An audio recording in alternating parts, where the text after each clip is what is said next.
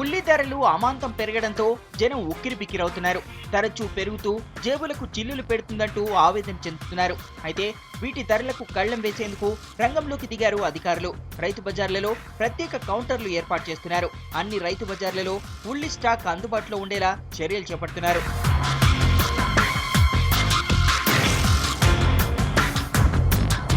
సిటీలోని రైతు బజార్లలో రేపటి నుంచి ప్రత్యేకంగా కౌంటర్లను ప్రారంభించనున్నారు అధికారులు. మలక్పేటలోని మెహబూబ్ మాన్షన్ హోల్సేల్ మార్కెట్లో పెద్ద మొత్తంలో ఉల్లిని సేకరించనున్నారు.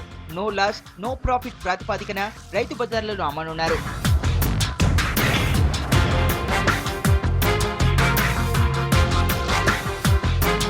ప్రతిరోజు ఉదయం 9 నుంచి మధ్యాహ్నం 12 గంటల వరకు, మధ్యాహ్నం 3 గంటల నుంచి సాయంత్రం 6 గంటల వరకు ప్రత్యేక కౌంటర్లలో సేల్ చేయనున్నారు. ఒక్కొక్కరికి 2 కిలోల చొప్పున ఇవ్వనున్నారు. హోల్సేల్ మార్కెట్లో ఉన్న ధరకే వినియోగదారులకు అందచేయనున్నారు. రైతు బజార్లు అందుబాటులో లేని ప్రాంతాలకు సంచార రైతు బజార్ల ద్వారా ఉల్లిని సరఫరా చేయాలని అధికారులు భావిస్తున్నారు.